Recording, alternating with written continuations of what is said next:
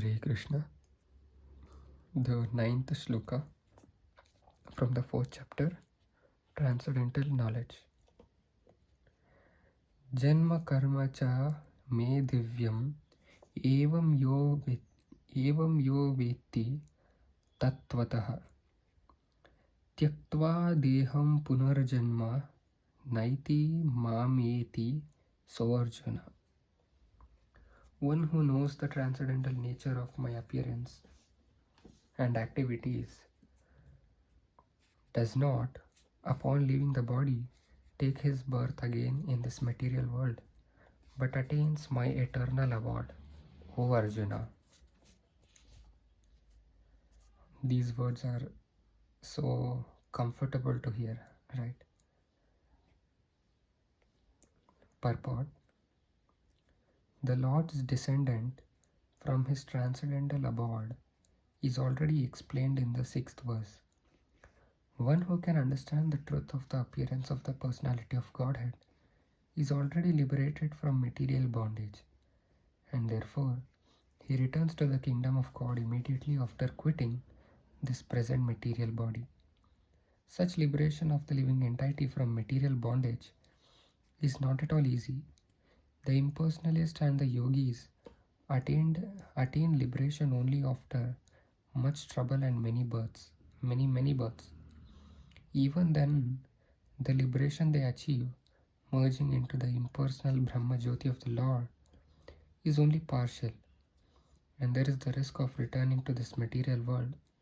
But the devotee, simply by understanding the transcendental nature of the body and activities of the Lord, attains the abode of the Lord after ending this body and does not run the risk of returning to this material world. In the Brahma Samhita it is stated that the Lord has many forms and incarnations. Advaitam Achyutam Anadim Ananta Rupam. Although there are many transcendental forms of the Lord, they are still one and the same Supreme Personality of Godhead.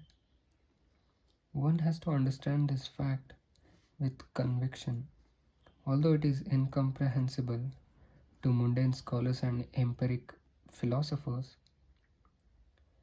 As stated in the Vedas, Purusha Bodhini Upanishad, Eko Deva Nitya Leela Nurakto Bhakta Vyapi Hridaya Antaratma.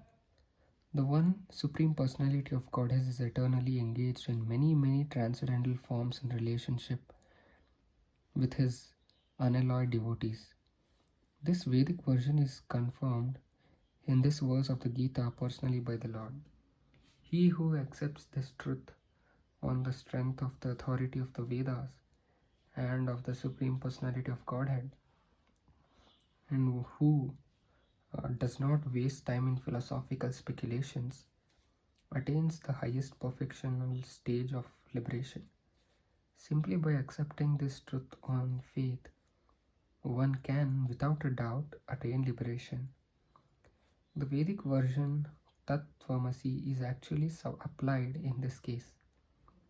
Anyone who understands Lord Krishna to be the Supreme, or who says unto the Lord, "You are the same Supreme Brahman," the Personality of Godhead, is certainly liberated instantly, and consequently his entrance into the transcendental association of the Lord is guaranteed.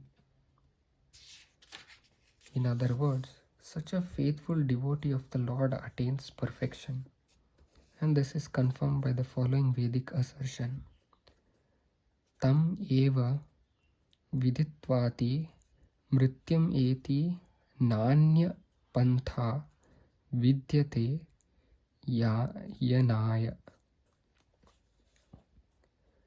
One can attain the perfect stage of liberation from birth and death simply by knowing the Lord, the Supreme Personality of Godhead, and there is no other way to achieve this perfection. That there is no alternative means that anyone who does not understand Lord Krishna as the Supreme Personality of Godhead is surely in the mode of ignorance and consequently he will not attain salvation simply, say to speak, by licking the outer surface of the bottle of honey or by interpreting the Bhagavad Gita according to mundane scholarship. Such empiric philosophers may assume very important roles in the material world, but they are not necessarily eligible for liberations.